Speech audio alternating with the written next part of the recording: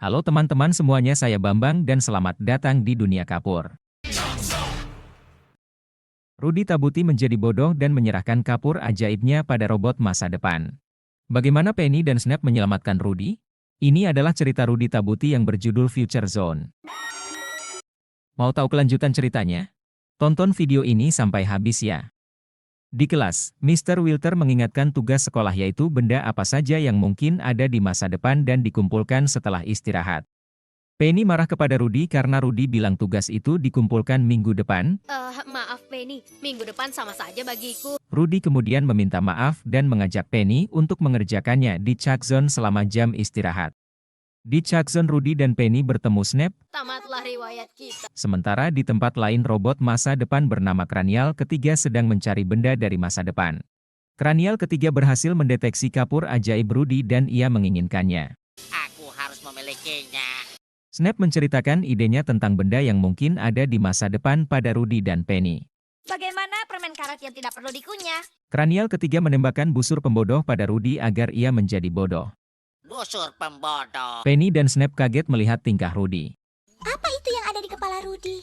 Kranial ketiga memerintahkan Rudy untuk menyerahkan kapurnya, kemudian mencoba menggambar dengan menggunakan kapur ajaib Rudy, tetapi tidak bisa. Ia bingung, lalu bertanya kenapa kapur ini tidak berfungsi.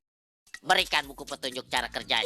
Penny menjelaskan bahwa kapur itu tidak bekerja karena harus seniman manusia yang menggunakannya. Kranial ketiga memilih Rudy sebagai senimannya.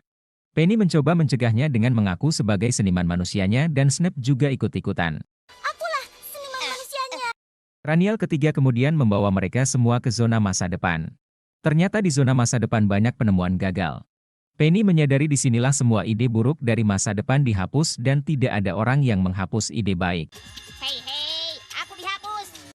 Kranial ketiga membawa mereka masuk ke labnya, ia mengurung Penny dan Snap di dapur sementara Rudy diinterogasi. Panah pembodohku masih aktif rupanya. Rudy ditanya bagaimana cara menggunakan kapurnya agar berfungsi. Rudy menjelaskan bahwa hanya aku yang bisa menggunakannya.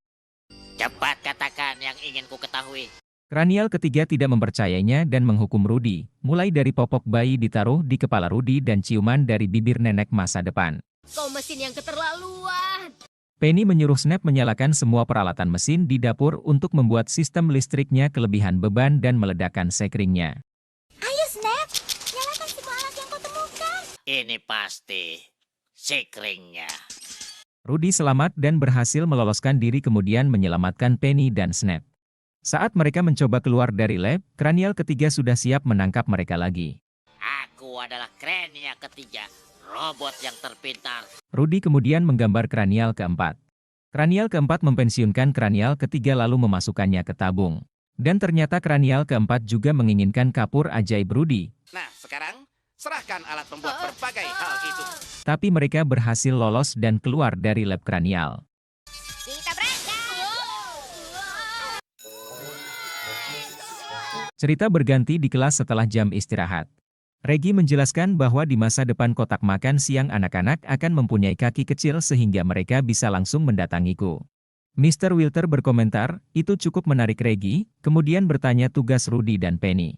Mereka menjawab bahwa di masa depan akan ada gigi palsu yang bisa menyikat sendiri, permen karet yang tidak perlu dikunyah dan robot yang sangat pintar. Mr. Wilter terkesan. Dan cerita Future Zone selesai. Terima kasih yang sudah menonton, like jika kalian suka, dislike juga tidak masalah, atau tinggalkan komentar jika kalian berkenan. Dan jangan lupa subscribe agar tidak ketinggalan petualangan seru Rudy Tabuti dan teman-temannya di Chuck Zone ya. Sampai jumpa.